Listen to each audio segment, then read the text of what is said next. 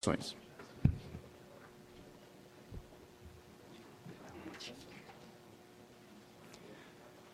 Bom dia a todos. Eu estou muito acostumado a falar a produtores, né? Então não tenho a finesse de estar participando de um evento com autoridades, como os senhores. E, com todo respeito, agradeço a oportunidade de poder estar aqui, trazer algumas preocupações que, na agricultura, eu sempre digo, não existe atividade econômica mais difícil, mais complicada do que a agricultura. Por outro lado, apesar de tudo isso, é a atividade mais nobre, mais gratificante que existe e que o ser humano pode praticar, porque se não fosse isso, nós não teríamos comida nem matéria-prima para a sustentação desse planeta. Bom, nós temos uma série de problemas e eu posso dizer que o meu primeiro trabalho foi em dezembro de 1970 com soja. Portanto, na época nós tínhamos no Brasil 1 milhão de hectares, produzíamos 1.000 quilos por hectare e o primeiro desafio já na safra 70-71 foi enfrentar um dos grandes problemas da cultura da soja, que foi uma doença foliar. Na época, toda a soja era importada dos Estados Unidos, a semente básica vinha do Mississippi, da Flórida, e por descuido não tratamos a semente na época e tivemos o primeiro grande impacto de perda por doença. E isso tem acontecido nos meus 43 anos de trabalho em pesquisa, nunca tivemos um ano que não tivéssemos novidade.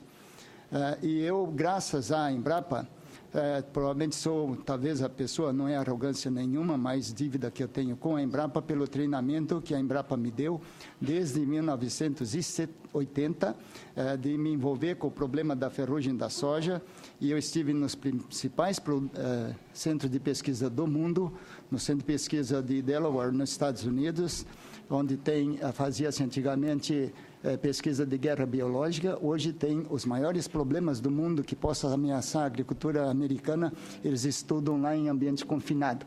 E eu passei uma semana em treinamento em 1980.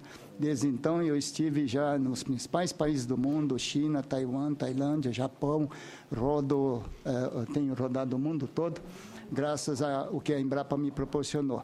Então eu posso dizer que conheço a fundo esse problema de doenças no Brasil e gostaria de trazer aqui, nessa oportunidade, a preocupação que sempre tivemos em garantir ao agricultor uma produção constante dentro do grande desafio que é o nosso, principalmente o Cerrado, onde nós temos o pior solo do mundo em termos de fertilidade e, graças à mágica dos produtores e à chuva e à bênção de Deus, nós podemos dizer que o Brasil hoje é o campeão em produtividade num solo em que praticamente, Dr. Blairo acho que vai concordar comigo, nós fazemos mais hidroponia de soja do que propriamente agricultura, não é? Porque foi construído esse solo. Então, dentro desse cenário, eu rapidamente gostaria de mostrar, se é possível apresentar aí o impacto que já foi mencionado aqui da ferrugem da soja, né? Por favor, se é possível. Então, esse é o mapa historiando. A primeira descrição da ferrugem foi feita em 1902 por um pesquisador japonês, coletando a amostra do Japão e da China, ali na extrema direita superior, e ali tem o cronograma da dispersão dessa ferrugem. Então, isso aí é extremamente importante saber, em primeiro lugar, pela capacidade que esse fungo tem de se dispersar centenas, milhares de quilômetros por dia, dependendo da direção do vento, e se tiver um pé de soja lá no fim do dia. Por seguinte, por favor. A evolução da ferrugem... Obrigado. Aqui, então, podemos ver a velocidade com que essa ferrugem disseminou no Brasil. Em 2001, a primeira constatação foi aqui no Paraguai. Infelizmente, não perdi contato com o colega que me procurou. 5 de março começou aqui no Paraguai, depois, em 25 de maio, no meio da safra, nós percorremos o Paraná todo e vimos que já estava bem disseminado. Seguinte. Então, o impacto visual e econômico é o seguinte: que nós temos convivido com isso, o seguinte, por favor. A primeira constatação no Rio Grande do Sul foi ainda em 2002, e graças a uma desobediência de um produtor, de um capataz, de um produtor que não admitia falar em fungicida para ferrugem ou para doença que fosse, porque na época nem sabia que tinha ferrugem, ele aplicou um fungicida aqui e naquele ano que deu a ferrugem, descobrimos que já estava em todo o Rio Grande do Sul em 2002. E aqui o impacto visual, veja a diferença de perda nesse primeiro ano, sem querer, como diz Chaves, né? Sem querer querendo, o que aconteceu ali.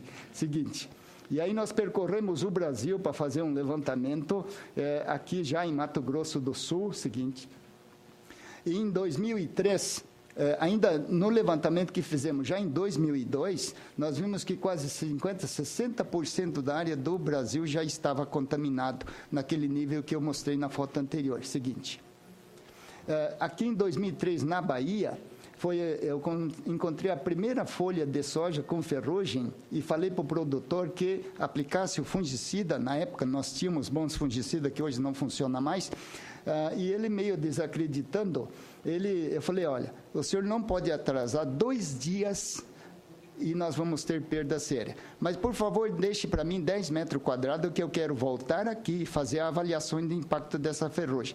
Ele não acreditou, deixou 20 hectares. Quando eu voltei lá, ele dizendo, olha, Tadashi, depois de 10 dias que você passou aqui, eu voltei na lavoura, estava amarelando minha soja. Aí ele voltou e aplicou o mesmo fungicida, seguinte, que ele tinha aplicado. Seguinte, por favor. Nesta área, que teve um excelente controle, na seguinte, ficou assim, 10 dias de atraso.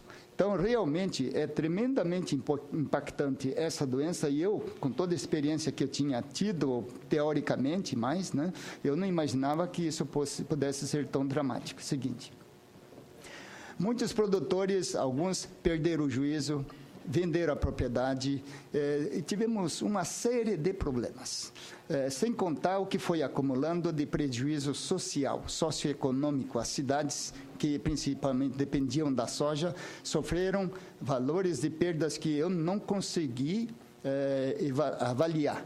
Eu estou à busca dessas informações ainda, mas é muito, muito mais prejuízos socioeconômicos do que dentro da porteira. Seguinte.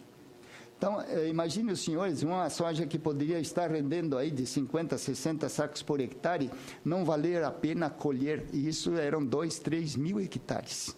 Seguinte, já em 2003, toda a região de soja do Brasil foi pintada de vermelho. Não havia nenhuma lavoura de soja no Brasil sem a ferrugem, exceto aqui em Roraima, que até hoje ainda não temos informação, mas tem uma explicação, é a questão da corrente de vento, o fungo não vai dessa região para lá, além de toda essa barreira florestal. Seguinte. Bom, então, mais ou menos esse é o cenário que nós temos hoje.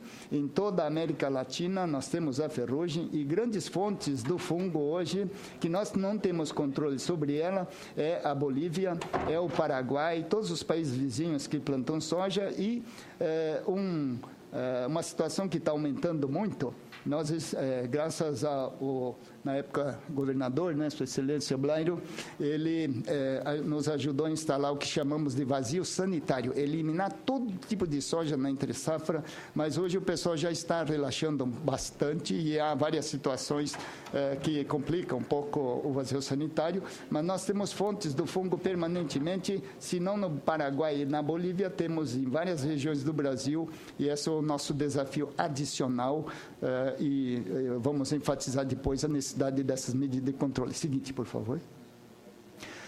Então, à medida que nós fomos acompanhando a ferrugem, vimos que esse problema é extremamente difícil, mesmo tendo a melhor arma da tecnologia moderna para controlar isso aí.